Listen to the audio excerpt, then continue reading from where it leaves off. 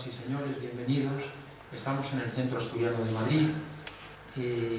Nos van a grabar. ¿Ya habéis comenzado? Sí, sí. Bueno, y el Centro Asturiano de Madrid es una pequeña embajada emocional y privada de Asturias en Madrid. Es decir, que de alguna manera pues potenciamos todo lo asturiano, pero como somos una entidad muy abierta, también tiene cabida en la casa todo lo de otros pueblos de España y aún del mundo. De hecho, estábamos detrás de organizar una mesa redonda en febrero con varias embajadas, una de ellas la de Paraguay. Lo que ocurre es que bueno, la comunicación no es muy buena, me refiero tecnológicamente, porque no responden, tardan muchísimo, y al final a lo mejor pues tenemos que prescindir en esta ocasión de la embajada de Paraguay, pero porque ellos mismos al no responder se autoexcluyen, ¿no? porque les hemos llamado un montón de veces. Pero además surgió un acto en el que estaba la embajada de Paraguay representada, también la de Guatemala, fue el Día de la Hispanidad, y estaban en el salón pues otros dos representantes, concretamente de la embajada de Perú, que va a participar, y también de la República Dominicana, que igualmente nos ha sido imposible contactar con ellos. Bueno, quiero decir con esto que es esta una institución muy abierta y muy plural, y realmente solemos decir que es la casa de todos los asturianos y de todos los amigos de Asturias. Por tanto, vosotras, me refiero a estas dos jóvenes que nos acompañan principalmente, y por supuesto a todos los demás, pero ya nos conocemos, como es el caso de Nelly y de Alessandri, pues que os sintáis en vuestra casa y que nos sigáis también a través de los medios de la tecnología, de Internet, por ejemplo, y que vengáis cuando lo consideréis, que necesitamos pues una energía nueva, dinamismo y juventud. Y Armando, te voy a pedir por favor que voluntariamente, si quieren, les paséis para tomar el correo electrónico. Y luego, esto es algo que debemos hacer siempre. Y lo que pasa es que luego se nos olvida, pero tenemos ahí los papelitos en el mismo salón. Bueno, dicho esto, pues para mí es una satisfacción muy grande el tener hoy este acto, este encuentro cultural, científico y amistoso, que se enmarca en lo que llamamos los encuentros de educación y salud. Estos encuentros de educación y salud se iniciaron hace unos cuantos años. Tengo que consultar cuándo, porque ahora mismo no me atrevo a decir si fueron 7 años, 8 o 9, el tiempo pasa muy deprisa, y los conducíamos el doctor Antonio Sáez Crespo, presidente de la Asociación Española e Iberoamericana de Medicina y Salud Escolar y Universitaria, y un servidor. El doctor Antonio Sáez se ha ido alejando porque está también delicado de salud, y prácticamente ahora los conduzco yo como mejor puedo, ¿no? Pero justo es que recordemos esos inicios y esa andadura de unos cuantos años con esta asociación a la que yo pertenezco, dicho sea de paso. Y entonces, en el marco de nuestra colaboración con el doctor Sáez Crespo, tuvimos aquí en esta misma tribuna algunos actos muy interesantes. Otros fueron a través de la universidad y por iniciativa de los propios alumnos, todos ellos profesores. Porque tengo que decir, en el marco de esta presentación, que por ejemplo Eber fue alumno mío en el curso 16-17, en un máster de formación del profesorado en la línea de orientación educativa que se realizó en la Facultad de Educación de la Universidad Complutense de Madrid, con financiación del Ministerio de Educación de Paraguay. Este dato es importante, hay que decirlo, ¿no? Del Ministerio de Educación de Paraguay. Eran concretamente en mi grupo pues unos 40 y tantos alumnos, yo creo, todos ellos profesores de distintos niveles, como lo es también el profesor Eber, ya lo era entonces, y fue una experiencia extraordinaria. Qué pena, desde el punto de vista de la Complutense y del propio, que no se haya dado continuidad a este máster. Yo lo lamento muchísimo, pero he mantenido la colaboración, la mantengo con Paraguay, con ellos, singularmente con Eber, aquí presente, y demás, ¿no?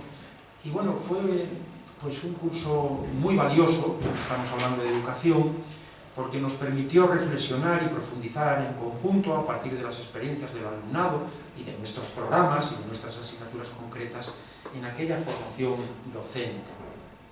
Pero los alumnos por su iniciativa, ojo, pues me preguntaron en cierta ocasión, porque yo les traje desde el primer día, y además literalmente el primer día que tuve clase los traje al centro asturiano, porque las 2 primeras clases extraordinariamente no las pude dar, porque yo estaba en Brasil dando un curso, y entonces le pedí a un profesor jubilado, el profesor López Herrerías, que si me podía sustituir. Él ya estaba jubilado, pero accedió muy alegremente y tal. Entonces, en la tercera clase que tuvimos, en la que ya asistí yo, pues les di la clase y luego les dije, hoy coincide que en el Centro Asturiano, institución a la que estoy muy vinculado, pues tenemos a la embajadora de Panamá, que nos va a hablar en el marco del Día de la Hispanidad. Y aquí que me los traje a casi todos, no sé si tú estuviste también, creo que sí. Sí, estuve. Y se vinieron el primer día de clase y llenaron el salón, gracias a ellos, porque eran por lo menos 40. Algunos se perdió por el camino, pero bueno, esto siempre pasa, ¿no? Pero no demasiado, algunos. Y... Perdón que te interrumpa, ¿sabes por qué? Porque seguro que pidieron en la Casa de Asturias. No, digo que se perdió por el camino porque... No, lo digo porque siempre alguna alumna de todos los grupos pues dice, oye, que me apetece más quedarme a tomar algo. Porque bueno, es por esto. Porque vine yo con ellos en realidad. Pero vamos, siempre ocurre así, es normal, ¿no? Y entonces estuvimos el día de la conferencia de la Embajada de Panamá y luego me propusieron la posibilidad de organizar una actividad aquí en el Centro Asturiano. Que eso se concretó, bueno, estuvieron ensayando durante meses, y eso se concretó en el mes de febrero de 2017, febrero o marzo, no recuerdo, Sí, marzo de 2017, en la Noche Paraguaya, cómo vivificar, o algo parecido, la cultura guaraní, que está el vídeo en YouTube. Yo, si alguien lo necesita, con mucho gusto me lo pide y se lo busco, y lo tengo que buscar, pero se lo envío. Vivificando las costumbres y la cultura guaraní. Y fue un acto realmente memorable, se llenó todo el salón, vinieron unas cuantas personalidades, como el embajador de Paraguay en España, el ministro de Cultura, el cónsul, el ministro consejero, etcétera, ¿no? Y bueno, fue un éxito rotundo, porque casi 40 alumnos estuvieron aquí, que además se alquilaron los trajes, es decir, les costó dinero, se alquilaron los trajes, especialmente las chicas, que eran mayoría, trajes típicos paraguayos, y una preciosidad, con toda esa vistosidad, colorido, y hicieron muchísimas actuaciones, pero también los chicos. Yo recuerdo Ever, que estaba con su sombrero, y cantando y bailando, y de todo, ¿no? Y bueno, fue algo maravilloso. Pero por si fuera poco, invitaron a 2 asociaciones o 2 grupos de chicas, ya nacidas algunas aquí, o ya residentes aquí en España, paraguayas, que complementaron la actuación de ellos, que no son profesionales de la danza, salvo Natasha lo era, la coordinadora, y entonces pues hicieron danzas como la de la botella, y bueno, algo extraordinario realmente, ¿eh? Y por tanto estamos siempre muy agradecidos. Había una canción que se llamaba Regalo de Amor, y yo en aquella reseña o crónica que hice, pues lo califiqué el encuentro como un regalo de amor, como un presente de amistad, y por supuesto de fraternidad entre nuestros pueblos, entre nuestros países y demás. Y luego además pues tuvimos que, fíjate, yo unos días antes pensaba que iba a sobrar comida, digo, pobrecillo, va a sobrar comida, no te lo puedo imaginar. Se terminó todo en media hora, impresionante. Se trajeron toda la comidas típicas paraguayas, y también complementado con algunas cuestiones que pusimos nosotros, sidra y croquetas, un poco de tortilla, etcétera. Tortilla española, no la tortilla de ustedes, etcétera, y se terminó todo, pero vamos, no quedó nada, porque estaba en el salón a rebosar. De manera que, entre otros actos, porque luego tuvimos aquí un congreso también, con participación de 6 o 7, que hay memoria y hay separata, escrita de aquel acto, sobre orientación educativa, y bueno, unos actos maravillosos. De manera que muchísimas gracias, Ever, que seguimos la colaboración. Tengo el honor de ser su codirector de tesis doctoral, que deseo que la termines pronto, y sé que así va a ser, porque está haciendo un gran trabajo académico, además de profesional. Y ya más formalmente voy a presentarles un poco a ambos. Voy a comenzar por Perla Viviana Rolín González, que realmente son primos, y yo ha sido una satisfacción conocer también a Perla y bueno, pues estamos muy agradecidos por tu presencia, Perla. Estás igualmente en tu casa y encantados porque pese a la juventud pues tiene un gran currículum también. Ella es médica cirujana en la especialidad de neumología,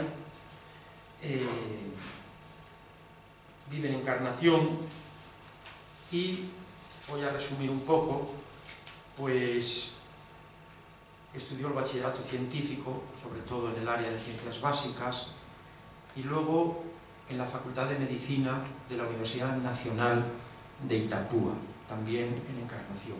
Allí fue donde obtuvo este título de Medicina y Cirugía.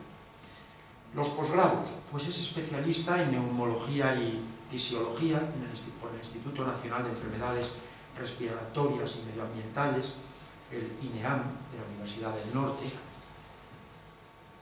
Neumóloga, sobre todo se ha especializado en tabaquismo, también ha hecho una colaboración con el Consejo Catalán de Formación Continuada de Profesionales Sanitarios en diciembre de 2015, programa de entrenamiento en espirometría en la Asociación Latinoamericana de Tórax, curso de taller también en espirometría en Estados Unidos, tiene especialización en didáctica universitaria con énfasis en la salud, actualmente cursa el último módulo. Esto es muy interesante, lo de la didáctica universitaria, ya que entra en mi área.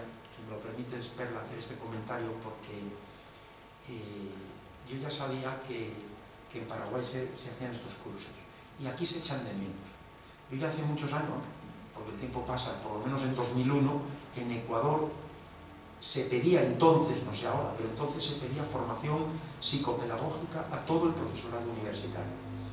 Y aunque no sea una garantía de que uno va a tener una competencia didáctica suficiente, pero indiscutiblemente ayuda. Y aquí, sin embargo, en España no lo tenemos. No lo tenemos.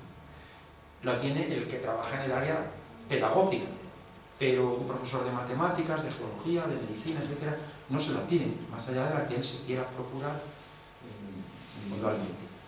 De manera que esto yo creo que sería muy interesante hacerlo. A veces se ha criticado a la pedagogía, se dice que ha sido muy negativa.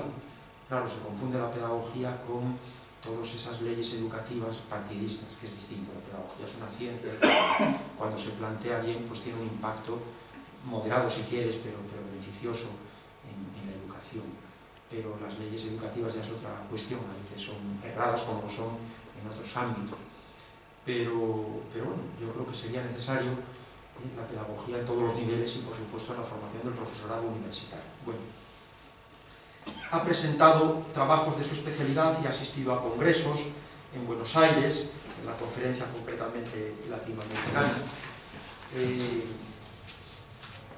también en el Congreso Paraguayo de Neumología, en Luque, Paraguay, y ha escrito, realizado trabajos científicos igualmente en congresos de neumología en Paraguay, sobre sarcoidosis e hipertensión pulmonar, por ejemplo, sobre afectación diseminada de Rhodococcus, igualmente un trabajo sobre histoplasmosis, y tiene la mención de honor en farmacoeconomía en pacientes con EPOC.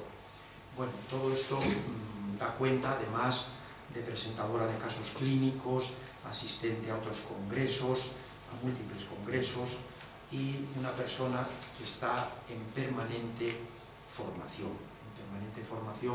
aunque ya ella tiene una preparación pues digna de consideración, pero está ahora mismo en España porque están teniendo unos procesos de colaboración con la Fundación Jiménez Díaz, que es una fundación muy acreditada, hasta donde yo sé es pública, pero de gestión privada, ¿verdad? La Fundación Jiménez Díaz, el hospital, y entonces pues deseamos que tengan mayor éxito y que todo vaya lo mejor posible. Y agradecemos mucho esta colaboración desinteresada también con el Centro de Estudios de Madrid, ¿verdad? Y lo mismo a Eber, que ha sido nuestro contacto. Y Eber, pues además de lo que he dicho, pues es profesor catedrático en varias instituciones educativas de secundaria del Paraguay, profesor tutor de proyectos y tesis en la Facultad de Humanidades, Ciencias Sociales y Cultura Guaraní de la Universidad Nacional de Itapúa, miembro del Consejo Nacional de Ciencia y Tecnología. Enhorabuena, porque esto también es un mérito muy significativo que te hayan incorporado a ese Consejo Nacional. Doctorando en Educación, que como digo, pues yo estoy realmente muy orgulloso y para mí es un honor y un privilegio el poder acompañarte en una trayectoria académica de tanta relevancia, que sé que vas muy bien porque has hecho unas publicaciones que eso lo piden. Ahora, por ejemplo, en España es muy necesario que se vaya publicando ya y en revistas a ser posible de impacto. Esta es una necesidad, aunque sabemos que no son todas las que están ni están todas las que son. Los que estamos en este mundo académico somos muy conscientes, pero bueno, necesariamente hay que pasar por ahí. Es máster internacional, como decíamos antes, por nuestra Facultad de Educación de la Complutense, con beca de Paraguay, en un máster internacional. También máster en Docencia e Investigación Universitaria en la Escuela de Posgrado de la misma Universidad de Itapúa, especialización en Docencia Universitaria en la misma universidad. Se ha especializado igualmente en Metodología de la Investigación aplicada a las Ciencias Sociales, licenciatura en Ciencias de la Educación, profesor de Educación Media, profesor de Educación Escolar Básica. Bueno, por tanto, ha recorrido, esto da mucha experiencia pedagógica, todos los niveles escolares, ¿no? Educación a distancia en tiempo de pandemia en Paraguay, también hemos tenido todos que aprender mucho por causa mayor, y ha hecho trabajos entre sus producciones científicas sobre los valores en el sistema educativo paraguayo. Jóvenes de la generación millennials de la carrera de Ciencias de la Educación. Este es el artículo que leí, que menudo artículo, tiene una muestra de cuántas personas, ya no recuerdo, más de 1000. Sí, es educación en tiempo de distancia. 1400. 1400, que es una muestra elevadísima, ¿no? No es lo más normal. De manera que, enhorabuena. Construcción del pensamiento crítico y reflexivo en los estudiantes de educación media. Evaluación del desarrollo evolutivo de los escolares desde la perspectiva del diagnóstico a través de escalas de Piaget. Y yo sí te diría que deberías incorporar en tu currículum pues también tus colaboraciones en aquellos congresos en el centro estudiante. Algunas en colaboración con la Asociación Española e Iberoamericana de Medicina y Salud Escolar y Universitaria, y también alguna publicación en separata que cuentan como publicación, porque tenemos ISSN. Es verdad, tenemos ISSN, no somos una revista científica, pero sin embargo tiene su ISSN, que es un registro internacional y necesario. Y nada más, yo estoy encantado de contar con ellos, de dar este sentido también internacional y abierto como corresponde igualmente a Asturias, y creo que por el protocolo que hemos establecido va a comenzar su intervención la doctora Perla Viviana Rolín González. Con ella os dejo. Muchas gracias a todos. ¿Sí?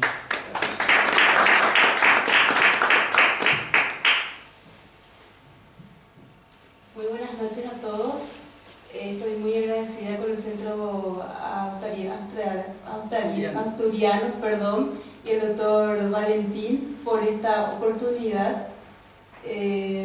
Para mí es un honor hablar sobre mi especialidad y poder explicar y llegar a las personas sobre una epidemia prácticamente mundial que vendría a ser el tabaquismo. Bueno. El tabaquismo es considerada como una enfermedad crónica de carácter adictivo y recidivante. Vendría a ser la primera causa de muerte que se puede prevenir a nivel mundial. Muchas personas pierden años de su vida de forma prematura como consecuencia de esta adicción. Además, produce muchas discapacidades.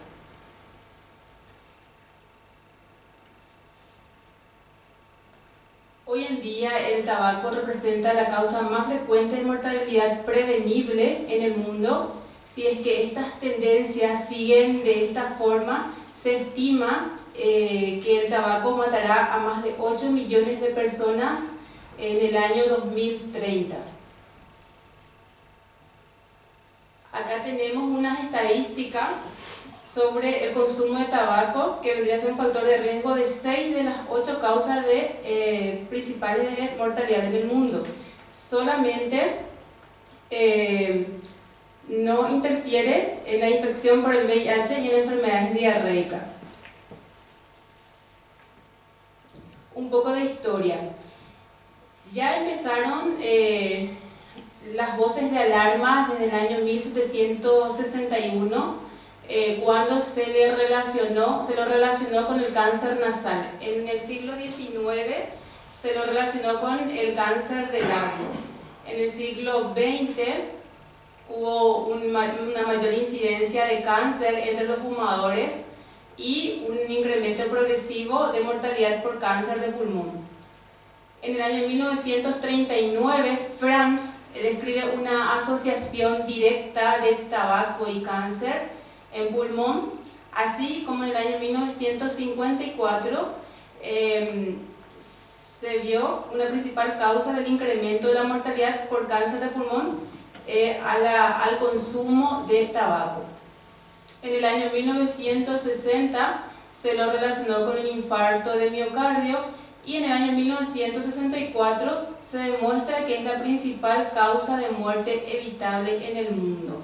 Esto es haciendo un poco de estudio. En el año 2020, el 22.3% de la población mundial consumía tabaco. De esto, los hombres llevan la delantera, ¿verdad? Un 36.7% con respecto a las mujeres. Que hoy en día también podemos decir que hay un aumento de consumo en mujeres y en personas más jóvenes por la tendencia del consumo de cigarrillos electrónicos. Entonces empiezan a edades más tempranas. El tabaco mata hasta la mitad de las personas que lo consumen de diferentes formas. Cada año más de 8 millones de personas fallecen a causa de tabaco. De estos 8 millones de personas, 7 millones son fumadores y 1.2 millones a consecuencia de una exposición de fumadores, o sea, de no fumadores al humo ajeno. Sería el famoso tabaquismo pasivo. Es una importante estadística, 1.2 millones. Esto sería como una autopsia de un asesino que es el cigarrillo. Uno de los componentes principales es el acetaldehído. El principal carcinógeno es el alquitrán. El componente más adictivo del cigarrillo vendría a ser la nicotina, que produce adicción y dependencia. También entre sus componentes se encuentra la acetona, tenemos toluidina, plomo, que son bastante cancerígenos. Cuando nosotros hablamos de un fumador, cuando decimos que una persona es fumador, existen definiciones. Definimos entonces como toda persona que ha fumado por lo menos 100 cigarrillos a lo largo de su vida y que fuma actualmente.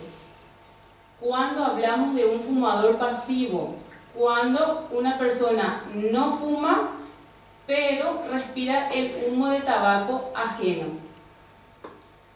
Que como recordamos, esto causa una muerte de 1.2 millones de personas a nivel mundial aproximadamente. Hablamos de exfumador cuando hay abstinencia al menos por un año, y no fumador es la persona que nunca ha fumado o ha fumado menos de 100 cigarrillos en toda su vida. Es muy importante manejar estos conceptos. Bueno, este es el boom del momento, el cigarrillo electrónico. Yo tengo pacientes desde allá en Paraguay que empiezan a fumar estos cigarrillos desde los 13 años y ya se ven secuelas por el consumo, por el uso continuo. ¿Qué vendría a ser el cigarrillo electrónico? Es un dispositivo que dispensa un aerosol que contiene además de nicotina, contiene otras sustancias que son muy irritantes y también contiene sustancias que son cancerígenas. Tenemos la nicotina, que es lo que produce la adicción, la glicerina, el propilenglicol, formaldehído también, que es cancerígeno, y una gran variedad de saborizantes. Esto sería entonces el nuevo sistema de administración de nicotina. Existen varias marcas y varios modelos, más de 500 marcas actualmente. Esto sería el componente, esto sería como una anatomía del cigarrillo electrónico. Hay algunos que contienen nicotina y otros que no contienen, pero la mayoría sí contienen, incluso en una concentración mucho más importante que un cigarrillo convencional. Estos serían los niveles de carcinógenos y de tóxicos que componen el cigarrillo electrónico. Tenemos acá los hidrocarburos aromáticos, las nitrosaminas, los metales pesados, benceno, que son los que producen también cáncer. En este estudio se determinó que los cigarrillos electrónicos evaluados en el contexto tienen efectos fisiológicos adversos inmediatos similares a los efectos observados con el consumo de tabaco.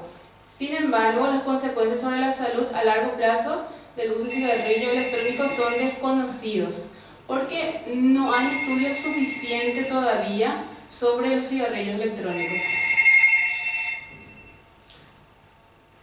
Hubo un explosivo incremento en ventas. ¿A qué se debe esto? Se debe al marketing agresivo, a pocas regulaciones. Esto es a nivel, especialmente yo puedo hablar de mi país, donde personas de 15 años se van sin problemas a comprar su cigarrillo electrónico. Ventas globales de 2 millones a 2.8 billones y 10 millones en el 2017. Esta es la mentira, fumar pero sano. Muchas personas lo utilizan el cigarrillo electrónico como una forma de abandono o pensando que van a abandonar el cigarrillo convencional de esta forma. Pero en realidad es un autoengaño porque no funciona así. Al tener nicotina, esto produce adicción y entonces no forma parte del tratamiento para el abandono de tabaquismo. Bueno, vamos a hablar de una de las complicaciones, una de las enfermedades que una persona tabaquista o fumador puede adquirir. La EPOC. La EPOC vendría a ser la enfermedad pulmonar obstructiva crónica. ¿Esto qué significa? Que una persona puede tener una limitación en el flujo de aire que no es reversible. La enfermedad es irreversible. Hay una inflamación crónica de la vía respiratoria y eso hace que el volumen pulmonar o el volumen de aire que ingresa a los pulmones sea menos. Entonces ese intercambio de oxígeno, dióxido de carbono no se cumple como debería. ¿Cuándo se sospecha? Cuando una persona es fumador o exfumador y tiene un índice de tabaco. Nosotros calculamos, hay una fórmula especial y calculamos 10 paquetes años. Desde 10 paquetes años en adelante una persona fumadora puede llegar a tener EPOC. ¿Cómo se manifiesta? Generalmente las personas con EPOC llegan a tener tos crónica, dificultad respiratoria, muchas veces infecciones a repetición. Esto sería un ejemplo de lo que ocurre a nivel del sistema respiratorio cuando una persona tiene eso. Esto sería una tomografía normal y esto una tomografía de un paciente con EPOC. Esto que se ve en negrito vendría a ser el efisema pulmonar, son áreas del parénquima pulmonar donde no hay ese intercambio, hay una destrucción del parénquima pulmonar y al no haber ese intercambio entonces hay una obstrucción de la vía aérea. Nosotros tenemos un método diagnóstico que sería la espirometría, que es un estudio de función pulmonar y con esto diagnosticamos la enfermedad. Esto es un ejemplo de un bronquio normal y un bronquio que está obstruido por la inflamación que produce el cigarrillo. También se lo relaciona con enfermedades cardíacas y accidentes cerebrovasculares. El mecanismo sería esto. Durante los pacientes que fuman se produce un aumento de triglicéridos, una disminución de la concentración del colesterol bueno, entonces aumenta el colesterol malo y eso hace que se formen placas de aterosclerosis a nivel de las arterias, y al producirse esa aterosclerosis hay una obstrucción del vaso sanguíneo y de esa forma se produce lo que se llama isquemia, que sería una falta de oxigenación, y de esa forma muere el músculo, que puede ser del miocardio si hablamos del corazón y de las neuronas si hablamos del accidente cerebrovascular.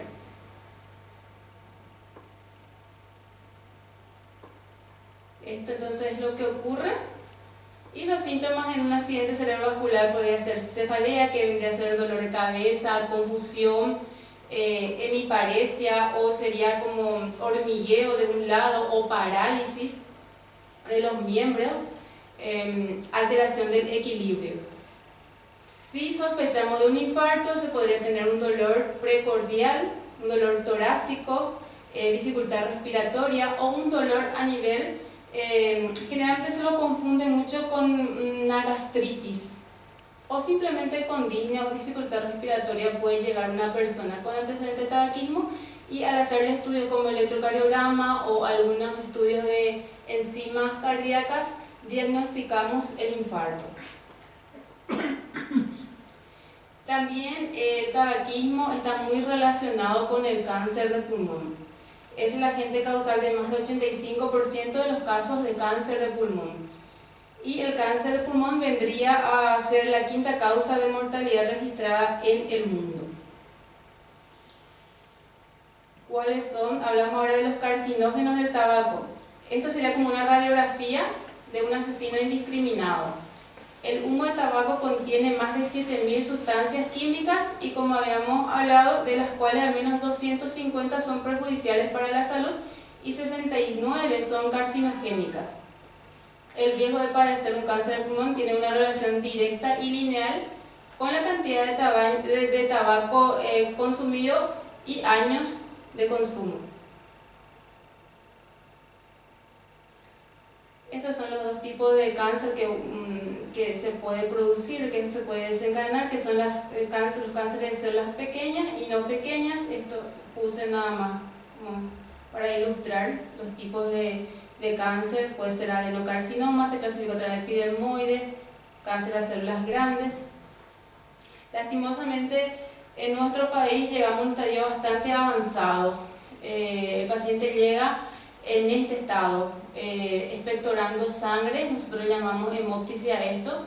Es cuando ya estaría en un estadio 3, donde las opciones terapéuticas ya son mínimas.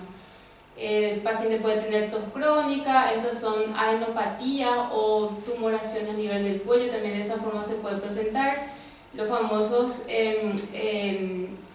dedo en arena, ¿cómo es?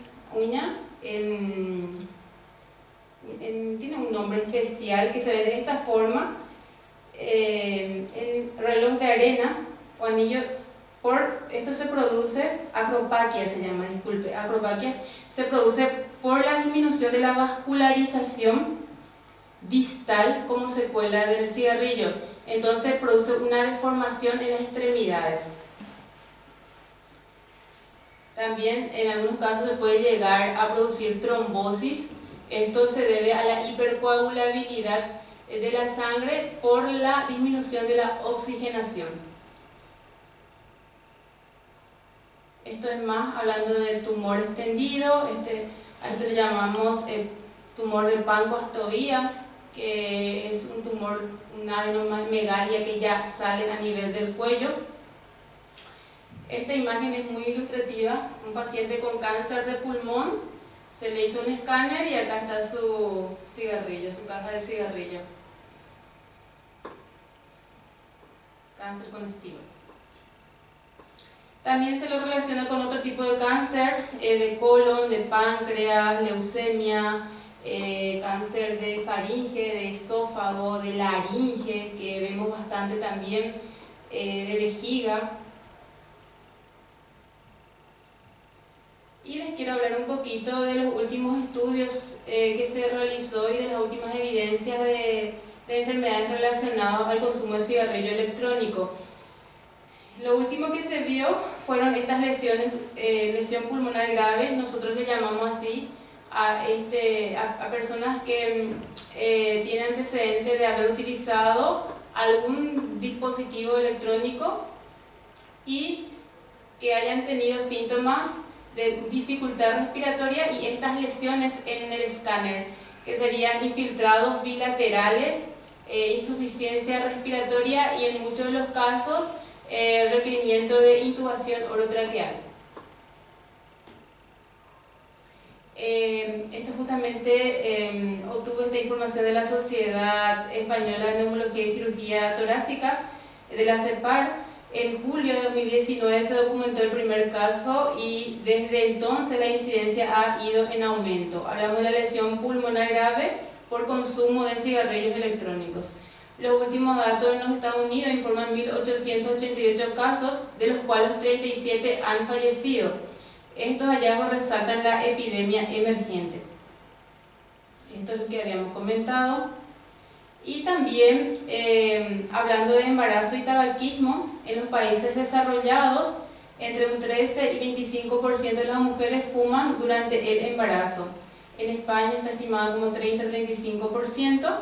Y vendría a ser la principal causa evitable de mortalidad fetal y de patología obstétrica. Interfiere en el desarrollo del feto y en partos prematuros también, está relacionado con partos prematuros. Vendría a ser las barritas de cáncer. Estas son las sustancias que provocan cáncer, que forman parte del cigarrillo. Nastilamina, pireno, dibenzopridina, cadmio, benzopireno, uretano, toluidina, polonio. Este es un ejemplo de cáncer en sus varias presentaciones. Esto vendría a ser una radiografía de tórax, el pulmón derecho, el pulmón izquierdo. Esto se ve una masa que prácticamente colapsa la parte superior del pulmón izquierdo. Esto vendría a ser una cavidad que también se puede presentar de esta forma. Acá está totalmente colapsado el pulmón derecho y estos son unos en suelta de globo, le llamamos nosotros, porque son como unos globos que están dispersos en todos los pulmones. Esto sería el PET scan. Se ven adenomegalias o ganglios aumentados de tamaño a nivel del mediastino. Más de lo mismo. Bueno, como conclusión, yo quiero decir que la primera inhalación de un cigarrillo es el evento más importante en el uso de tabaco. O sea, nunca deberíamos de empezar con este hábito porque salir es muy complicado y las consecuencias son muy importantes. Una persona puede perder años de vida o tener muchas discapacidades al ser fumador. Muchas gracias.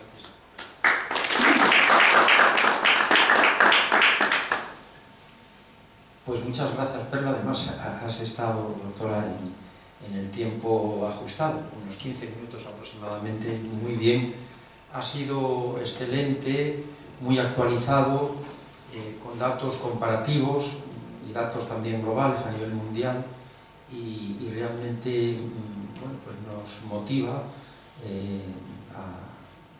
a saber los males del tabaco y a orientar a los jóvenes en lo posible para que no fumen realmente, ¿no? Yo tengo que decir que he sido fumador, yo fui fumador, y bastante fumador, mucho más que eso que ponías, ¿no? Indiscutiblemente, porque pues a veces cuando ya había encuentros fumábamos 15 o 20 pitillos al día, solo al día, en algunas ocasiones, sí, indiscutiblemente, ¿no? De manera que... Y me costó mucho dejarlo, mí me costó muchísimo dejar el tabaco y me alegro enormemente, enormemente, porque sobre todo por la salud y bueno, pues fundamentalmente, sí, muchas gracias. El 3% de las personas que tienen deseo de Sí. dejar del cigarrillo lo logran. Sí. No, yo fue algo además progresivo, porque generalmente he oído que muchas personas lo consiguen si lo dejan tajantemente, o sea, súbitamente y tal, ¿no? Yo tuve que ser poco a poco, pero conseguí dejarlo. Eso es lo correcto. Sí. Se hace así. Yo fue se intuitivo. planifica un día y Paulatinamente. de a poco, sí, Poco a poco. paulatinamente, Sí. hoy en día se introducen otros medicamentos que son terapias sustitutivas de nicotina, se usan parches, chicle de nicotina, incluso algunos antidepresivos. Sí. Y se hace en forma escalonada hasta que se decide el día y se deja. Sí. Pues yo me alegro muchísimo, ya hace muchos años, realmente lo he consolidado y ahora soy, porque alguna vez lo he escuchado en algún programa de televisión o lo he leído, que nos convertimos un poco en personas muy anti-tabaco, y es verdad. Yo, por ejemplo, soy prácticamente intolerante a que una persona esté fumando a mi lado. No lo soporto. Alguna vez me ha ocurrido y lo llevo muy mal. Creo que peor que si nunca hubiese fumado. No me gusta nada. Quedó el aprendizaje. Quedó el aprendizaje. Sí, quedó el aprendizaje y me molesta muchísimo cuando alguien fuma. Y fíjate que vas por la calle, ahora más con lo de la pandemia, que de repente alguien está fumando en una terraza y te llega el humo, me desagrada muchísimo.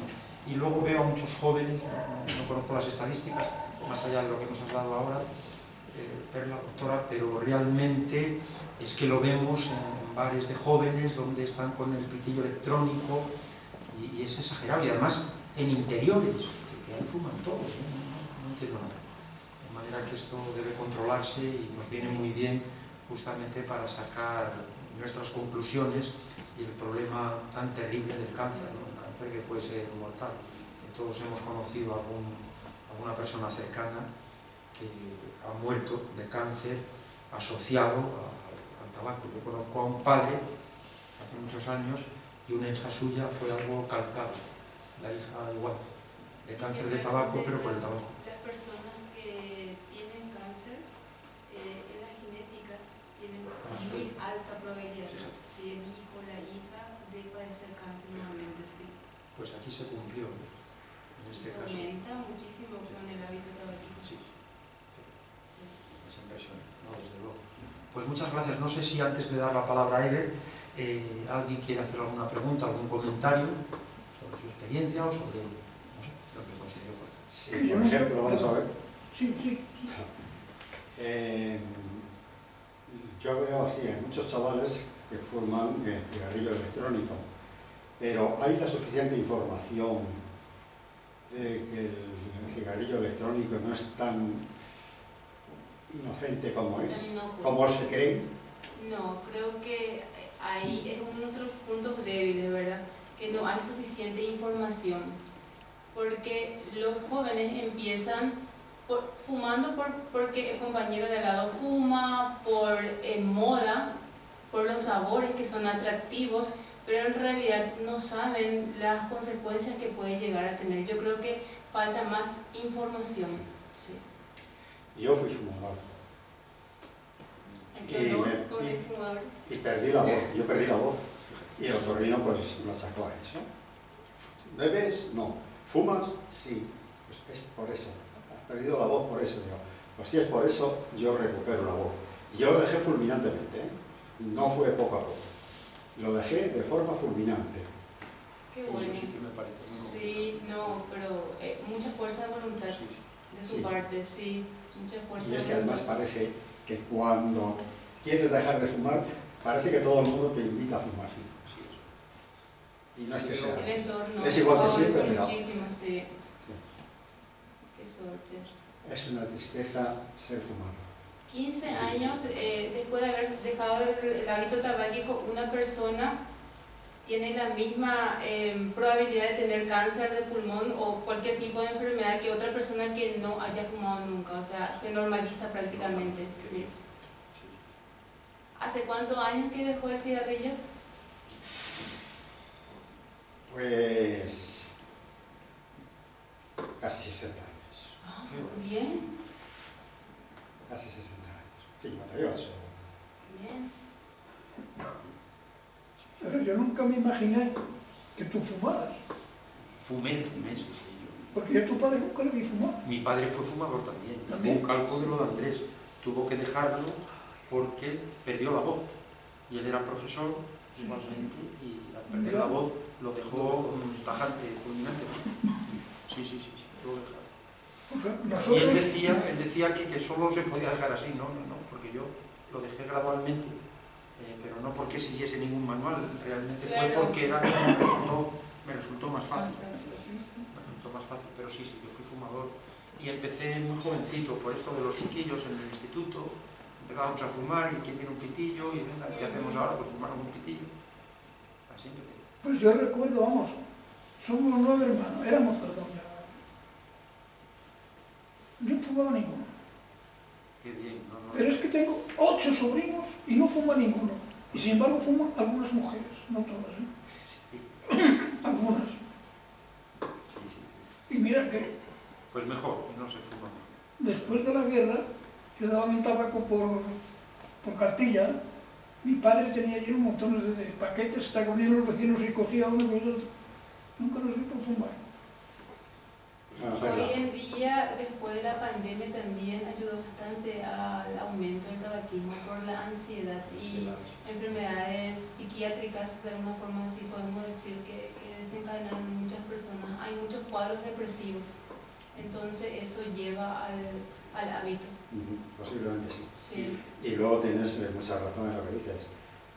Yo, desde que he dejado de fumar, es que no aguanto que nadie fuma a mi lado. Sí, No, a mí no, me pasa, me molesta mucho.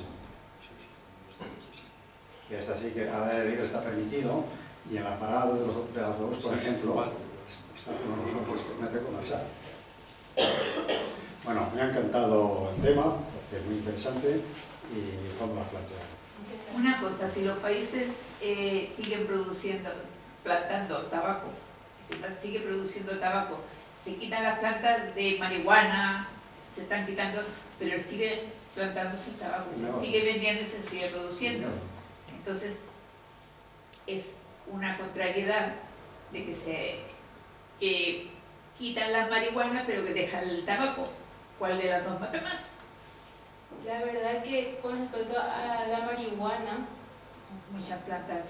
sí, la marihuana... Digo marihuana, pero hay muchas. Claro, hay plantas muchas. Con de respecto a la drogas. marihuana, a nivel pulmonar está demostrado que en realidad produce un efecto broncodilatador, decimos nosotros, respira mejor el paciente, pero es muy adictiva. Entonces, si uno empieza con eso, sí o sí termina con el tabaco, o viceversa, o fuman en forma conjunta.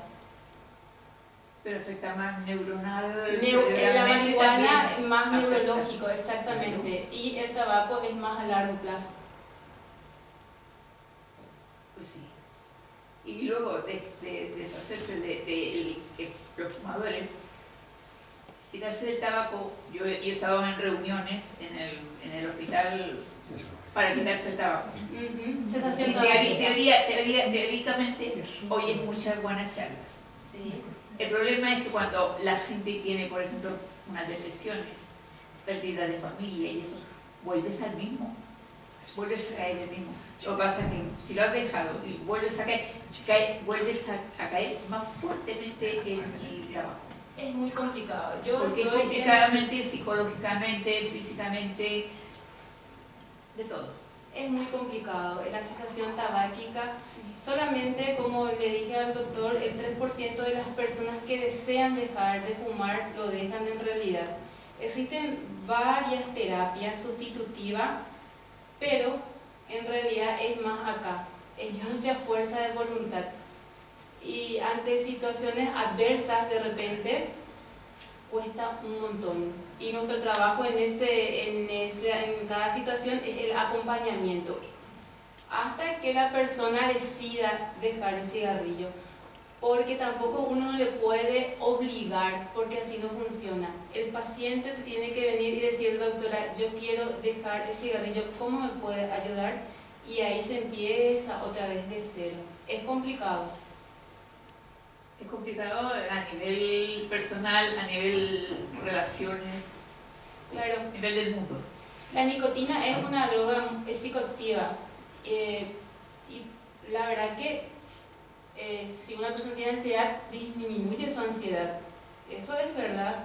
Y uno se siente feliz al fumar, pero tiene sus Relaja, secuelas. desaparecer El los problemas. metabolismo Piensas es más otra cosa más que rápido. Sí, piensas en el cigarro, no en los problemas que tienes. así Que es. no lo vas a quitar, pero en ese momento tienes una relación, un olvido del problema. Sí, es así mismo. Lo que nosotros hacemos es utilizar chicles de nicotina con una concentración mucho menor y ir descendiendo de a poco para no dar el efecto rebote que sería el síndrome de abstinencia. Es complicado, pero siempre se puede. Y luego quitándole, si tiene un problema, va a ser el cigarro. Problemas añadidos al tabaco. Habría que solucionar también problemas que tiene para poder deshacerse de una cosa. Claro. Deshacerse del tabaco sí, pero cuéntame qué problemas tiene, ya tendría que ser plan psicológico para que quite los problemas que tiene, familiares, ambientales y todo eso. Primero quitar los problemas, para quitar primero La terapia eso, siempre es multidisciplinaria, sí, psicología, nutrición, área deportiva y luego los medicamentos. Es que es complicado, Sí. o sea, se compone de muchas bases. Sí, Muy, es complicado. Mucho médico de aparte para hacer una reunión y solucionar. Sí, así es. Pienso yo. Lastimosamente, así es. Esa es la realidad. Esa es la realidad. Y luego de hereditario también me imagino que puede ser. Sí. Por eso cada vez tenemos más enfermedades relacionadas al tabaquismo. Es complicado. Es muy difícil. Sí. Pues muchas gracias, doctora Perla Viviana. Eduardo, ¿qué querías decir brevemente, por favor? Mira, yo lo que has dicho de que no es fumador y mi padre ni bebía ni fumaba y cogió un cáncer y murió. Vale. Sí. Su padre. Mi padre, de leucemia. De leucemia, sí, la leucemia está bien relacionada con Ni fumaba ni bebía. ¿A que no fumaba? No fumaba Mi nadie. padre ni fumaba No ni fumaba. bebía y lo cogió. Bueno, ya. Claro, sí, no, claro, algún antecedente familiar o alguna situación, incluso ahora... Mi suegro igual fumaba y tenía pulmones bien y murió de cáncer. Y me Sí, dijeron a mí el médico, dice, el cáncer lo tenemos todos. Hay gente que se le produce y hay gente que no se le produce. eso es verdad. Hay personas que fuman 60 pack years, nosotros llamamos, pero no tienen enfisema ni cáncer de pulmón. Y otras personas que fuman 10 pack years y tienen los dos. O sea, cáncer de pulmón varía mucho entre las personas, así como la infección por el COVID. Algunas personas se infectaban y la enfermedad se desarrollaba de forma muy severa. Sin embargo, en otras personas de forma muy leve. Yo creo que depende mucho de la susceptibilidad y de la inmunidad de cada persona otra vez. Sí. Bueno, muchas gracias, doctora Rolín González, por esta extraordinaria exposición. Y vamos a dar la palabra al profesor Eber Daniel Cáceres Rolín, que nos va a hablar sobre la investigación. Adelante, Eber, por favor. Sí, con la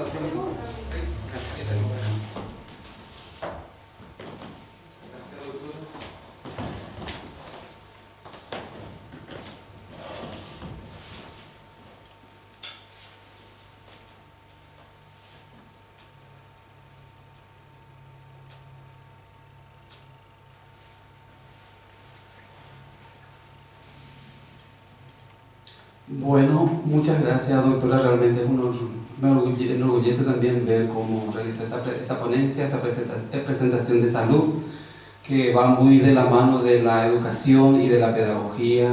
Nosotros como docentes también somos de alguna forma formadores en la vida, necesitamos este acompañamiento de la medicina, como ya bien lo mencionó la doctora, en forma multidisciplinar, ya que trabajamos con chicos, con jóvenes y con un poquito más mayores también en la universidad. Antes que nada, doctor Valentín Martínez Montero Pérez, un agradecimiento especial a usted por su acompañamiento de siempre, su don de gente y como buen asturiano, su acompañamiento a partir de la distancia y como lo he mencionado, detrás del charco, ¿verdad?, del Océano Atlántico, estamos ya en América del Sur y nunca no nos dejamos de comunicar. En su nombre, doctor Valentín, quisiéramos con la doctora agradecer a los directivos, a los socios y todos los colaboradores de este emblemático espacio de encuentro multicultural, diría, y de educación, que es el Centro Asturiano de Madrid, que se fundó en 1881. Leyendo un poco la historia, me siento realmente como en mi casa, y Paraguay es la casa de todo asturiano también. En ese sentido, estamos muy agradecidos, gracias nuevamente, y quiero presentar esta investigación, parte de esta investigación en el marco del doctorado que lo estoy llevando a cabo en el departamento de Itapúa, específicamente en la Universidad Nacional de Itapúa, Paraguay. Mencionar a la codirectora, que es la doctora Carmen Luz Rivas, que manda un saludo cordial al doctor Valentín y a todos los miembros del Centro Asturiano. Agradecimiento a estas dos compañeras quienes nos acompañan, las compatriotas. Muchas gracias por su presencia también. Bien, esta es la fachada de la Universidad Nacional de Itapúa para dar un poco de introducción. La Universidad Nacional de Itapúa es una institución calificada a nivel país de alto nivel. Es una universidad joven, tiene 25 años, tiene 7 facultades, de las cuales estamos acá con la doctora. Por sobre todo medicina e ingeniería son de alto nivel, a nivel regional y a nivel mundial. Tiene convenio con varios países de Sudamérica, intercambio de estudiantes y de docentes. A propósito, aquí en Madrid, con la Universidad de Valladolid, vienen en julio varios docentes que se postularon de esta universidad, y específicamente de la Facultad de Humanidades, Ciencias Sociales, y nosotros lo llamamos y Cultura Guaraní. Ahí tenemos una carrera, la única en el país, que seguimos trabajando, que es la licenciatura en bilingüismo, que es el estudiante que se recibe tiene el título, doble titulación, se recibe como profesor de lengua y literatura castellana y profesor de lengua y literatura guaraní.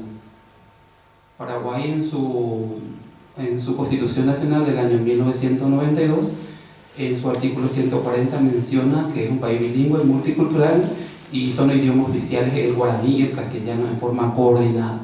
A pesar de que ahora justamente estuve leyendo este día la noticia y me mantengo siempre al tanto de lo que es la pedagogía en mi país, el currículum, la viceministra quitó el guaraní de los cursillos del bachillerato y me parece contraproducente. Inclusive ya hay un llamado de atención de los centros de lengua, el porqué y esta cuestión que se nos viene también con el avance de la globalización. A veces queremos dejar de lado un poco la cultura y tengo entendido como profesional y como investigador no corresponde.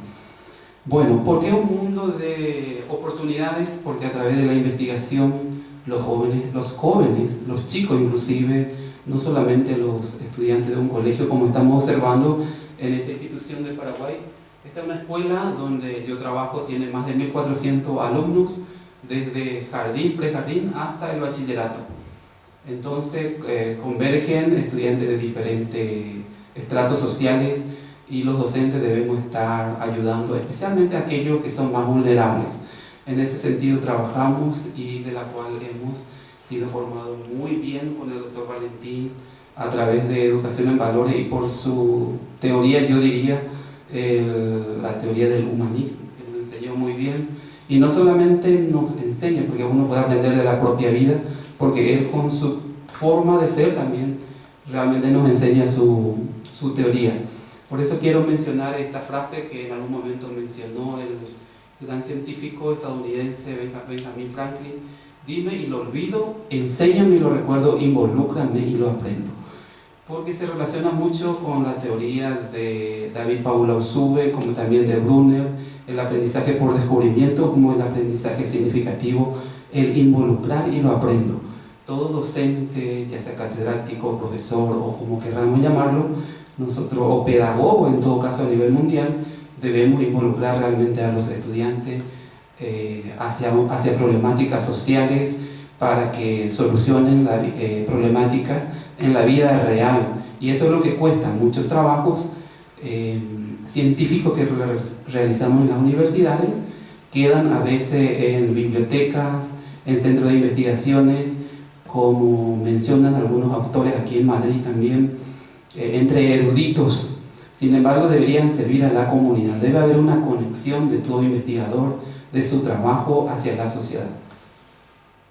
En ese sentido, parte de esta investigación, como todo trabajo, debe tener una línea de investigación, se sustenta en una línea que se llama Política y Gestión de Educación en el marco del doctorado de Paraguay.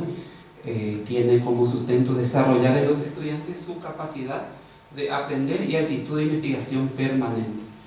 Tiene como objetivo principal este trabajo mejorar la competencia investigativa de los estudiantes universitarios de diversas carreras de ciencia de la educación, lengua inglesa, matemática, bilingüismo, trabajo social y psicología también de la Facultad de Humanidades, donde se plantea una hipótesis un poco más científico, que dice: a mayor tiempo dedicado a la lectura, que es nuestra deficiencia en Paraguay según la OCDE y otros informes internacionales, a mayor tiempo dedicado a la lectura, análisis e interpretación de texto por parte del estudiantado y utilización de métodos de enseñanza-aprendizaje, aumenta y mejora el conocimiento de los jóvenes en el ámbito de la investigación.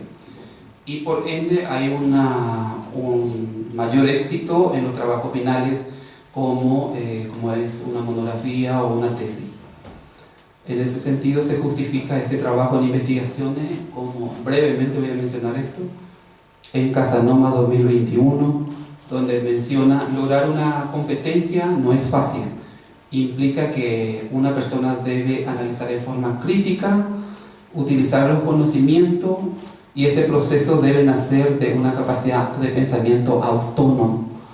Y eso se nota cuando un estudiante realmente pasa por varios procesos de apoyo de metacognición, que sería conocimientos previos, si recibe realmente la conexión con el conocimiento previo.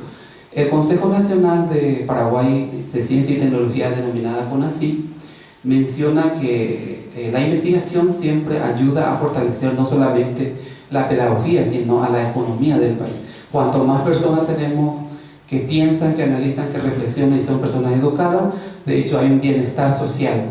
Y esto es muy teórico, muchas veces en la realidad implica mucha inversión. Nosotros invertimos en Paraguay 3.8% del PIB. La UNESCO, sin embargo, sostiene que mínimamente se debe invertir el 7%. Un poco relativo también. Hay países que no invierten mucho, pero utilizan en forma eficiente los recursos, y entonces la capacitación docente ahí entra muy bien en juego. Una capacitación eficiente con profesionales ayuda a la mejora de la educación. La Organización de Estado Americano menciona también que las instituciones educativas, tanto educativa primaria, secundaria como terciaria, constituyen, por ejemplo, claves en la sociedad para generar conocimiento, articular y difundir.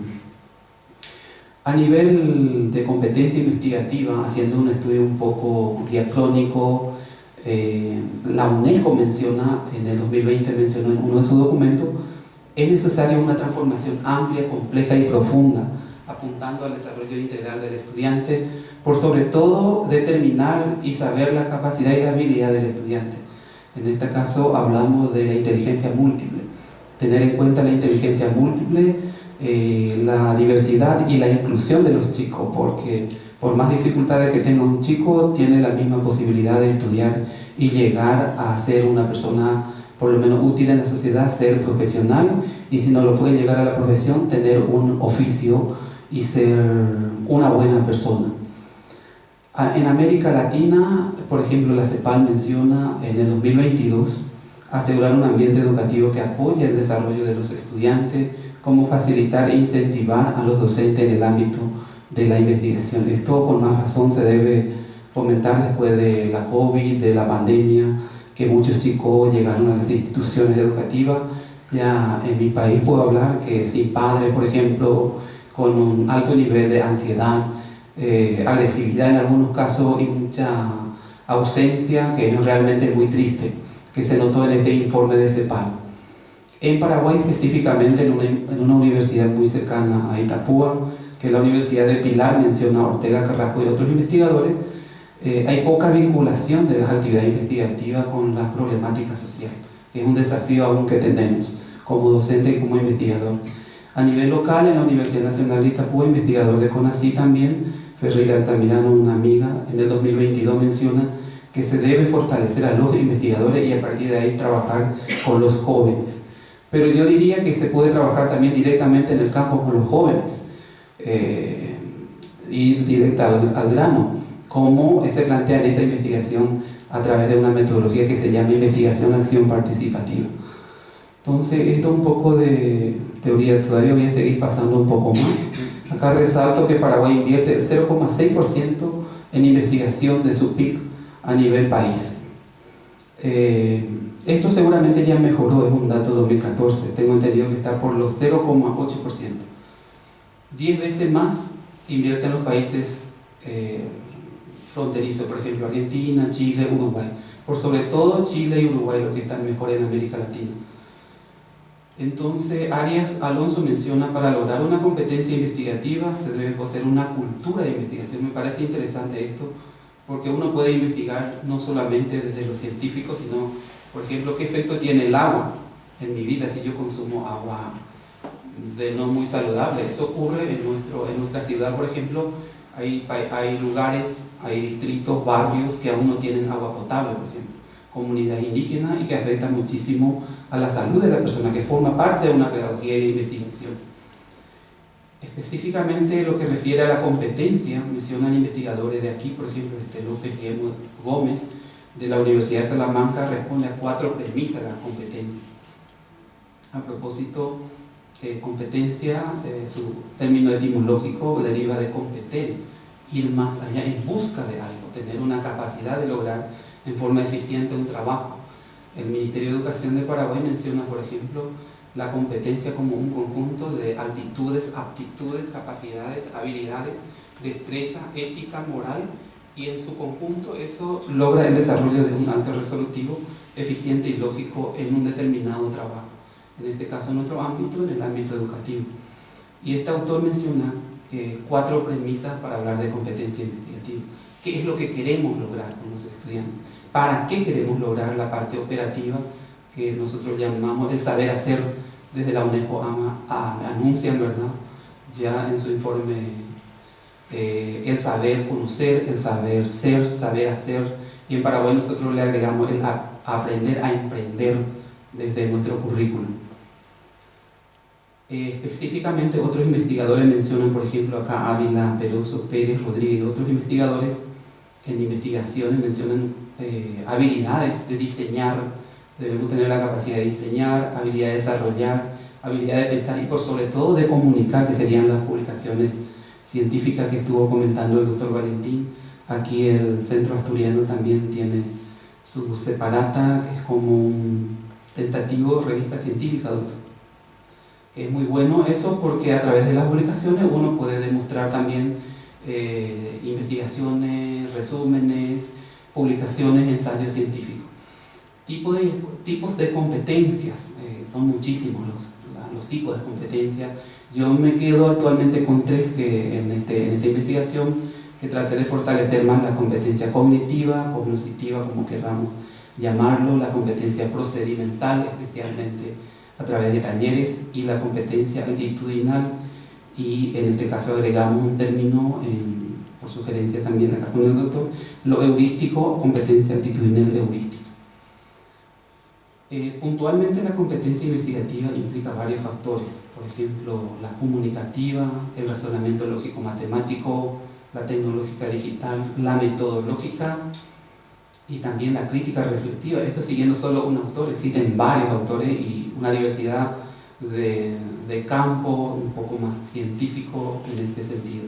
Farfán Córdoba nos dice, un poco actual 2022, las competencias investigativas permiten a los estudiantes desarrollar habilidades observacionales, indagación, interpretar y comprensión, que son realmente muy significativos y que es lo que realmente buscamos en las instituciones educativas. Esta investigación se sustenta en un proceso que todos sabemos como docente debe seguir unos pasos, que es la metodología. En dos métodos, el cuantitativo y el cualitativo, con un diseño cuasi experimental y un diseño cualitativo de investigación, acción participativa, científica y deliberada, emancipadora de enfoque práctico y participativo. Se desarrollaron 7 talleres de capacitación, se beneficiaron a más de 450 estudiantes de diversas facultades, que enseguida ya vamos a ver algunas imágenes de esos talleres. Por sobre todo siguiendo una línea que es de la Torre 2016 citado en Vizquerra y otros investigadores de aquí de España, mencionan que la investigación acción participativa constituye una espiral de ciclos que básicamente implica planificar, actuar, observar, reflexionar y volver a planificar, actuar, observar y quitar unas conclusiones. La pedagogía tiene varias fases, de hecho que esto en investigación apasiona. La fase de concreción de este proyecto se basa en Hernández Sampieri también, 2018, y Quintanal Díaz y otros investigadores. Se realizó primeramente un diagnóstico durante 2018-2019 con varios talleres y elaboración de instrumentos que se mejoró muchísimo con validación de expertos, tanto nacionales e internacionales, que tuvo su proceso y realmente esa es la parte más difícil de toda investigación, la validación científica de los instrumentos. Se realizaron 7 talleres de diferentes sinergias, que nosotros lo llamamos dimensiones en otros términos, y que vamos a ver a continuación ya algunas conclusiones y después algunas imágenes. Básicamente se concluye esta investigación valorando la participación de los estudiantes, porque no fue digamos, una presión hacia los estudiantes. Se hizo así talleres, se lanzó a través de la página de la universidad y se inscribían 100, 120, 150 estudiantes para participar de estos talleres que duraban 3, 4 horas, por ejemplo. Entonces eso fue muy significativo porque allá en Paraguay también se realizan varios talleres como aquí en la universidad y muchas veces cuesta juntar a los estudiantes porque llamar la atención de un tema de ellos realmente cuesta muchísimo. A veces vienen 7, 8, 10 chicos y uno piensa que su investigación, yo diría toda investigación es buena desde una perspectiva más amplia, pero cómo involucrarlo es lo difícil. Entonces, con este tema de competencia investigativa realmente fue muy significativa. Valoraron las autoridades, los decanos, el rector de la universidad. De hecho, que gracias a este trabajo sistemático se realizó, a mí personalmente me sirvió para escalar un poco más e integrar el Consejo Nacional de CONACYT en Paraguay, que sería el grupo de investigadores del país. Estos 7 talleres ejecutados sobre competencia investigativa, se trabajó en primer lugar la motivación para despertar el interés de los chicos, que realmente está muy cabizbajo. Se afianzó y se mejoró la capacidad de observación, argumentación, búsqueda, utilización de TIC, búsqueda de información en diferentes plataformas virtuales como el SICO, por ejemplo, que es una biblioteca virtual del Paraguay, y otras bibliotecas virtuales de aquí también. La utilización de APA, 7ª edición, que es todo un desafío para evitar, para mí, por ejemplo, APA fue uno de los que más traté de centrar para evitar el plagio y el autoplagio, que de hecho que forma parte de ser ético, de ser moral y de reconocer al otro realmente la autoría. Por lo tanto, es muy importante la buena utilización de esta normativa dentro de nuestro campo de las ciencias sociales y humanas. Este proyecto de investigación, como ya lo mencioné, se sustenta en teoría del aprendizaje por descubrimiento de Brunner, como también significativo de David Paul Ausubel, sin tanto entrar en detalle, porque esto es larguísimo. Solamente quiero resaltar algunas imágenes de participación de los estudiantes. Aquí, por ejemplo, en la primera imagen observamos, esto se desarrolló en una sede central en Encarnación el 6 de septiembre de 2022. Participaron 80 estudiantes. Los chicos participaban y recibían un certificado, se le daban un crédito, aquí como llamaríamos nosotros. También docentes participaban de diferentes, inclusive o docentes de otras facultades, por ejemplo, de ingeniería, se involucraban. Realmente tuvo un gran éxito este taller, se desarrollaron más de 15 talleres. Yo tomé 7 talleres porque es lo que puse científicamente dentro de mi tesis. Otro taller, nosotros llamamos Polonia, ya sería salir de la ciudad, más o menos a 150 kilómetros, Natalio, la doctora conoce, donde hay muchísimos jóvenes. Nuestro país tiene un nivel altísimo de población joven, entonces estudian, procuran, trabajan algunos en la chacra. Estos chicos trabajan muchos en la chacra, por ejemplo, y yo le hago un seguimiento y realmente quedan maravillados por la investigación. Aquí, por ejemplo, elaboración de preguntas y objetivos de investigación, que no es nada fácil. Como investigador también yo digo, me considero un novato en la investigación, y como decía Sócrates, cuando uno más aprende, más ignora, más aprende. Y realmente es así la vida, uno aprende y se da cuenta que falta muchísimo. Encontrar una pregunta, una respuesta, y encontrar 100 preguntas más. Entonces valoro muchísimo el esfuerzo que hacen estos chicos. Ellos utilizan el móvil para entrar en bibliotecas virtuales, gracias a conexión de internet que tenemos realmente deficiente también, eso admitimos en nuestro país. A propósito, hay una política de mejorar eso, pero es muy limitado aún. Y conste que estamos hablando de universidad, y en colegio público es peor. Estamos en ese camino de transitar, pero paulatinamente mejoramos. En nuestra comunidad realmente mejoramos muchísimo, que es una zona que se llama un distrito de Camporetano, donde el gobierno trabajó bastante. Yo comparo los colegios de aquí porque aquí hice mi pasantía 3 meses en Usera, en un colegio concertado, y sí realmente mejoramos muchísimo porque las comodidades casi son similares en una comunidad, pero hay lugares donde realmente infraestructura malísimo tenemos que ofrecemos a los chicos, y una cuestión de política de Estado también. Estos chicos ya están en proceso de culminación de tesis, son de diversas carreras. Aquí no solamente están de ciencia de la educación o de lengua inglesa, sino vienen estudiantes de otras facultades que participan de los talleres y que se enteran de la modalidad de los talleres. Entonces yo agradezco acá al doctor Valentín. Estos son de la universidad misma, prepara estas publicaciones, por ejemplo, en otra sede, San Pedro del Paraná, por ejemplo, se llama una sede donde son chicos que estudian, se sacrifican muchísimo también. Y como toda investigación también quiero mencionar algunas referencias bibliográficas que fueron utilizadas en esta presentación. Los links correspondientes están en APA 7ª edición, porque es muy importante eso, dar crédito a toda investigación, hasta las imágenes o lo que fuese, ¿verdad?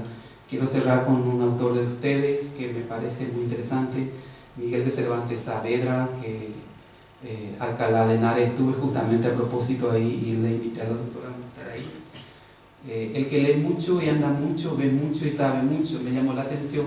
Busqué alguna frase de este autor que lo leí, y el libro es bastante complejo porque al leer una vez uno no entiende, hay que ir a los términos antiguos que utilizó, entender, y es apasionante lo de Miguel de Cervantes Saavedra.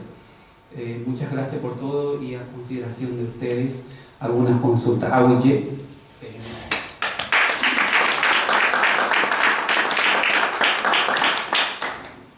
Pues muchas gracias, Eber. Ahuillé significa gracias, como podéis imaginar, en guaraní.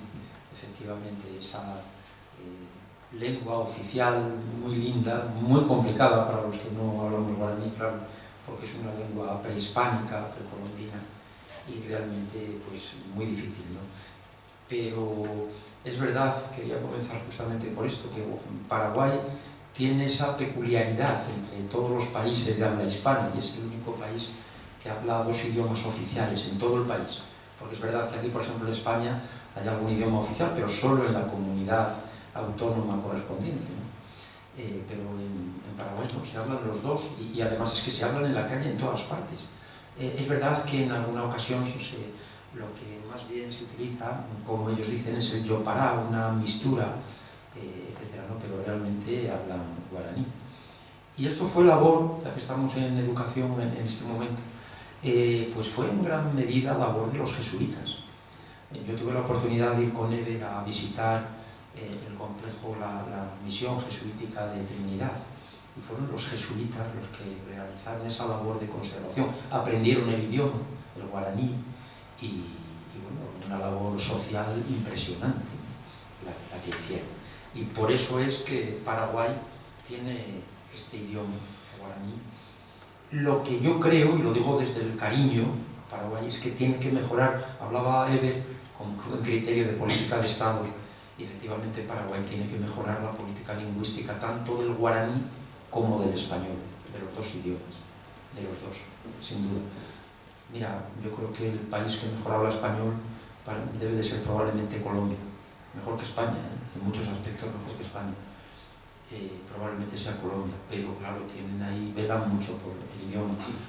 Hay gran diversidad, como es natural, pero Paraguay tiene que insistir mucho en eso. Tiene esa riqueza de los dos idiomas, pero por contra no han promovido lingüísticamente una buena enseñanza en ninguno de los dos idiomas. Yo creo que ahí debe mejorarse. Lo digo con todo el cariño, porque yo colaboro mucho con Paraguay, con otras instituciones y todo, pero lo digo, alguna vez lo comenté allí y se sorprendían. Pero lo digo de verdad, sin ser yo un estudioso de esa cuestión, pero porque oigo hablar a muchos paraguayos aquí en España, en español, y me doy cuenta, igual que cuando visito otros países, y me doy cuenta de lo bien que hablan, y de lo mal que hablamos nosotros también aquí en España. Es verdad que cada vez utilizamos menos términos, y los jóvenes ni te cuento. Bueno, muy bien, Eber, enhorabuena realmente, porque yo recuerdo en aquel curso 2016-2017 tus inquietudes académicas, investigativas en torno a estas cuestiones, y me han sorprendido muchísimo, ¿no? Ya a lo largo de estos años, tus avances y cómo has profundizado. Has sido un hombre que te has distinguido, entre otras cualidades, entre otras competencias, como se dice, por tu tenacidad.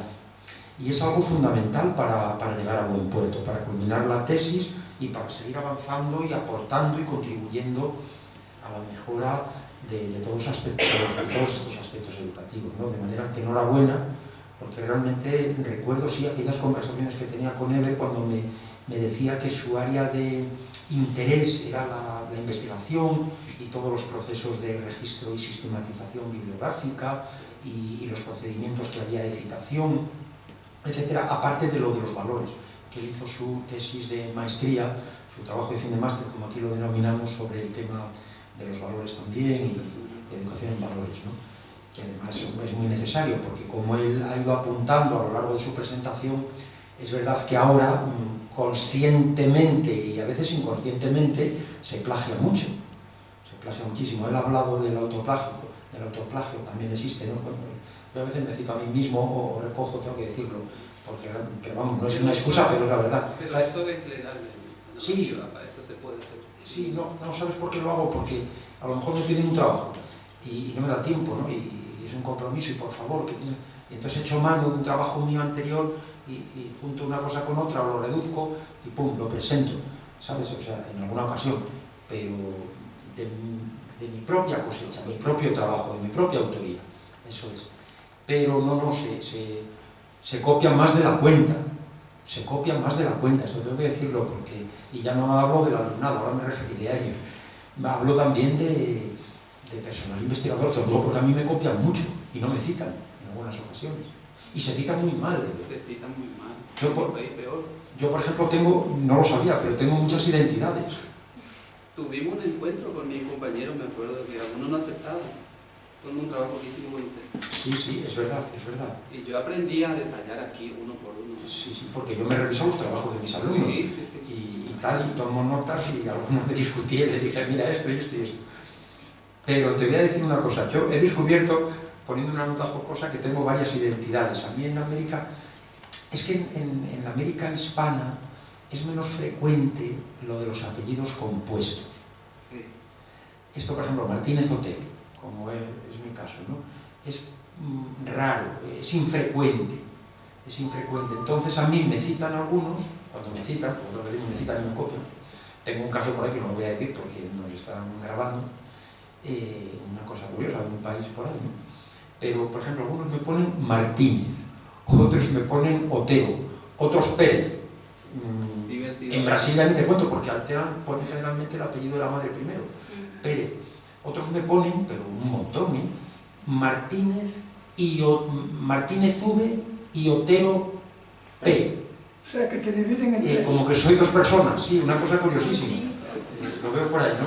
Porque además es que me saltan unas alertas de Google y me llega casi todo lo que se cita por ahí. Y es una cosa curiosísima. Bueno, te quiero decir que es muy necesario citar bien. Ahora, como muchas publicaciones son conscientes de estos problemas de citación, ya te dicen, ayer mismo me llegó una revista, Gentileza de la Revista Iberoamericana de Educación, que yo valoro mucho esa revista, ¿verdad? Porque a diferencia de otras es menos endogámica y es abierta a todo el ámbito iberoamericano, también en lengua portuguesa. Y me llegó y vi que habían incorporado, que me gustó mucho, cómo citar este artículo. Y te lo ponen exactamente el artículo en cuestión, al final, cómo debe citarse. Y por internet también lo ponen, no solo esta revista, sino otras muchas, que te ayuda además en varios formatos, APA, no sé qué, tal, varios formatos. Viene muy bien. Mira, qué casualidad del valor que tiene lo que estás haciendo, y te felicito por esos talleres. Hiciste 15, has recogido 7 para la tesis. Muy valioso. Mira qué casualidad que ayer nos pidió una compañera que mañana tenemos una reunión virtual voluntaria, al que no puedo ir, pero le puse así: buenas tardes, Irene, y también a los demás compañeros. Feliz año para todos. Es de ayer, no podría asistir a la reunión del día 18, así que agradecería que se me disculpase. Con todo, dado que he tenido clase en este primer cuatrimestre en un grupo de educación infantil, me permito señalar que he detectado la insuficiencia de las alumnas. Es que son todas chicas, todas son chicas, ¿no? Muy agradable. La insuficiencia de las alumnas en lo que se refiere a cómo realizar un trabajo universitario.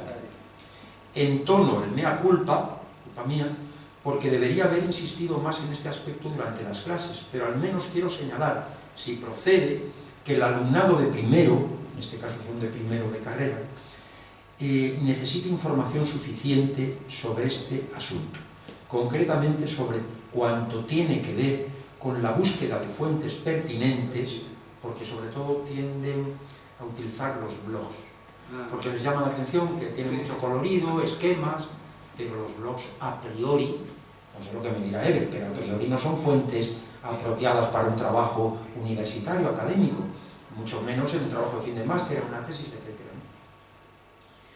Sobre la búsqueda de fuentes pertinentes, el proceso de citación en el texto, porque algunas no me ponen a los autores que han consultado en las páginas de su trabajo, no los ponen, o cuando los ponen no aparecen en la bibliografía, porque claro, los han copiado de otros, pero sin tener conciencia de copia. González cita a Vygotsky y cita a Piaget y no sé qué, entonces citan a Vygotsky, a Piaget en 1900 no sé qué, pero luego no aparece ninguno en la bibliografía. ¿Por qué? Porque de donde lo han sacado es de Gómez y tal, ¿no? Y el registro bibliográfico. Bueno, esto sí procede. Te quiero decir que es muy reciente, se me olvidó porque son tantas cosas. Contesté aquí un poco por si lo quieren recoger los compañeros de allí de la facultad en la reunión, pero es que esto es importantísimo. Claro, tiene muchos niveles, porque no pretendemos que estas alumnas o alumnos de primero estén haciendo su tesis doctoral, pero sí deben hacerlo bien, aunque el trabajo tenga 15 hojas y sea un trabajo de un cuatrimestre. Y no digamos, también en el alumnado que está finalizando su carrera. Entonces, enhorabuena. Sin problema, doctor. Podemos acompañar a estos chicos sin problema. Ahora, si usted me permite, yo puedo darle una charla o acompañarle con su trabajo. Bueno, ¿qué más quisiera yo? Qué pena que no hayáis venido antes. Lo que pasa es que lamentablemente yo ya he terminado. Por eso es que no se lo puedo decir yo en las clases, por eso hablo en pasado y en tono de mea culpa, porque yo me he dado cuenta cuando creí que había insistido suficientemente, pero ya terminé y al recoger los trabajos finales, que les pido siempre al final de la asignatura, como a vosotros, aunque no te acuerdes, en el mes de diciembre, pues los he estado revisando y me he dado cuenta de esto. Me llaman de un periódico, bueno, luego ya le llamaré, del Comercio. Pero que hubierais venido encantados, pero es que ya no tengo clase. Yo ya terminé en diciembre, ahora he tenido los exámenes y no tengo clase, afortunadamente, porque me dedico a tener tutorías y orientaciones. Afortunadamente he terminado las clases, pero lo lamento porque me hubiera gustado contar con vosotros. Hombre, un lujo, menudo lujo.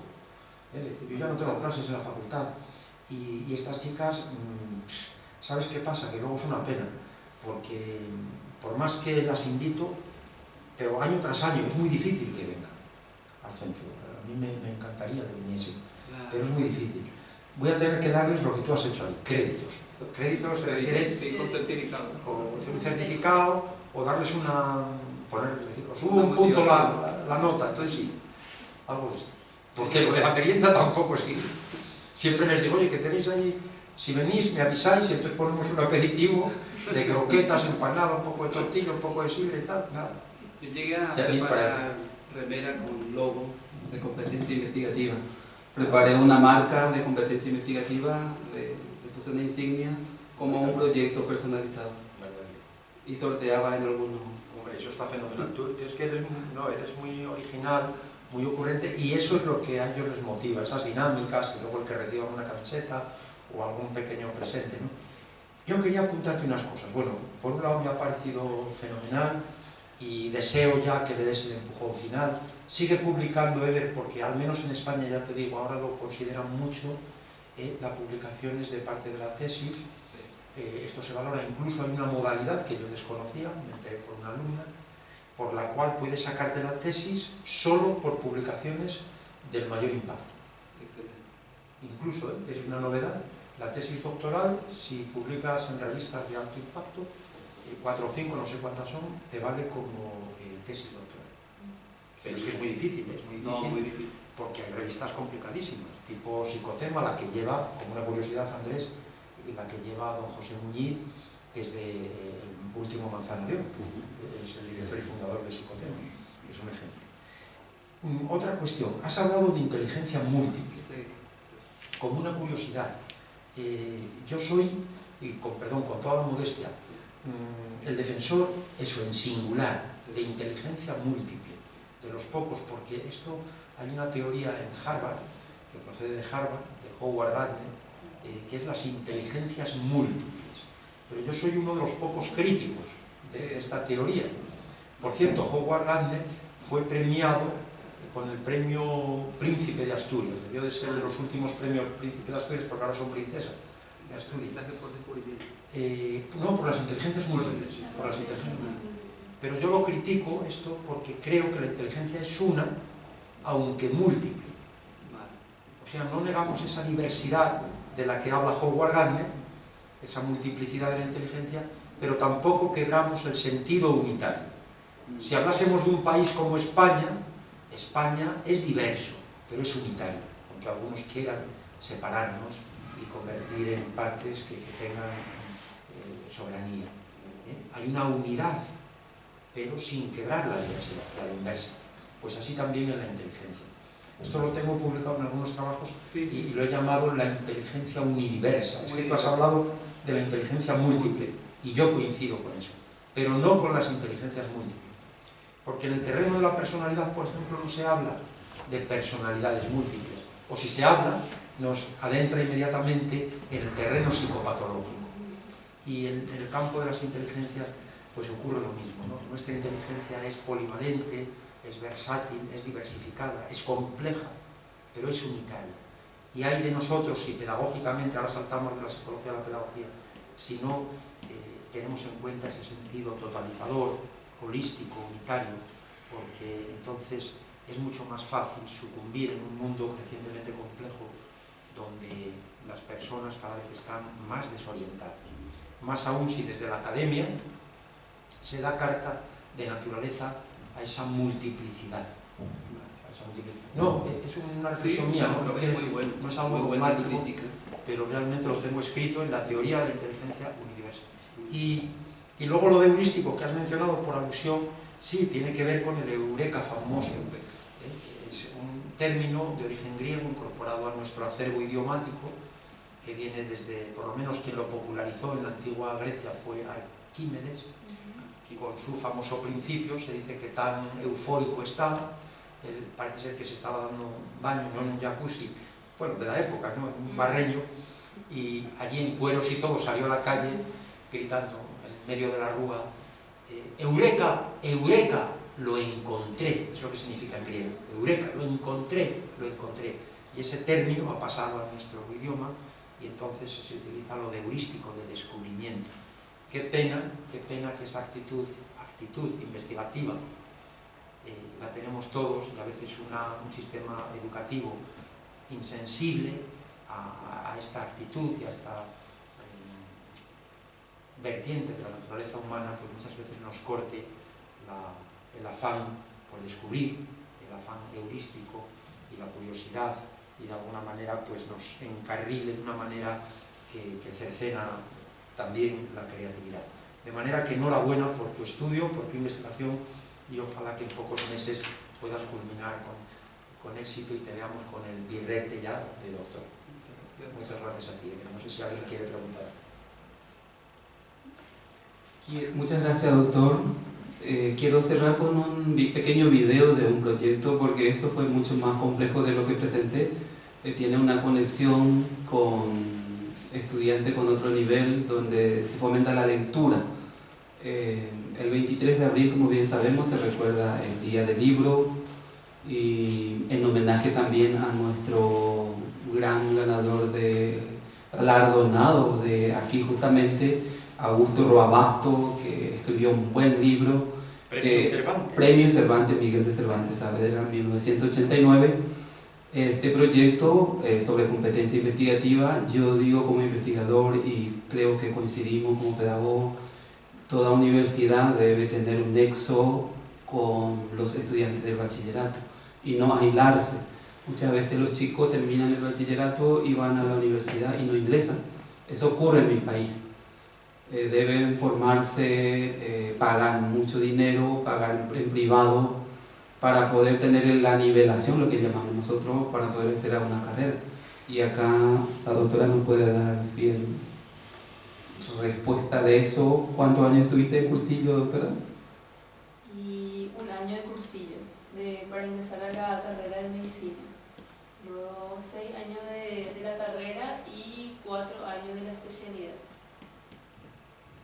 Pero gracias a Dios y a la dedicación, yo terminé en una universidad nacional, y la verdad que económicamente no me costó mucho, pero en una institución privada tiene un costo muy elevado, ¿sí? Que no todos van a tener la posibilidad de acceder. Muchas gracias, doctora. Ese es uno de los motivos también de que toda universidad debe trabajar muy de cerca con los colegios, para que esos chicos realmente, que son de alguna forma, en términos un poco literal, el insumo que va a ser de los chicos que vienen, terminan su bachillerato, van a trabajar, van a estudiar en la universidad. Por lo tanto, deberían tener las capacidades en primera instancia y finalmente la competencia para salir con buenos oficios u profesiones. En ese sentido se desarrolló un proyecto que se llama La lectura cambia mi vida, con un grupo de chicos que vamos a observar brevemente en esta presentación.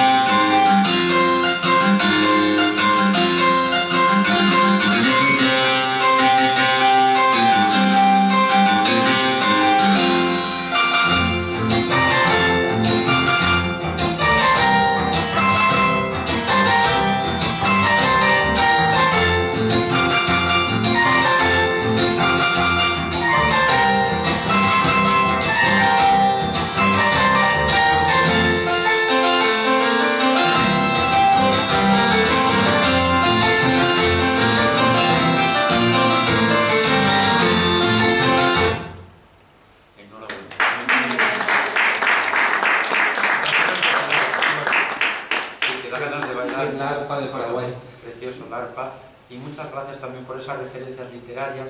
Miguel de Cervantes y Roa Bastos, más allá de su lugar de nacimiento, pues son universales, no entienden de fronteras, son patrimonio de todos. Y entonces estamos muy contentos por esto, porque Roa Bastos, yo me leí yo el Supremo, pero lo tengo que volver a leer porque es complicadísimo, realmente es un dominio del lenguaje que llama la atención, y bueno, un vocabulario muy extenso y muy rico. Y hace poco me regalaron un librito de Roa Bastos que se llama Metaforismos, que me encanta. Os lo recomiendo si no lo conocéis, Metaforismos. Son frases cortas, metafóricas, y al mismo tiempo misturado con aforismos, ¿no? O sea, como pensamientos. Precioso, precioso, me encanta. De manera que muchas gracias a la doctora Perla Viviana y muchas gracias a Eber, al profesor Eber, que en breve pues también será doctor en Ciencias de la Educación, y muchas gracias a vosotros por vuestra presencia. Gracias a todos. Gracias, Eduardo.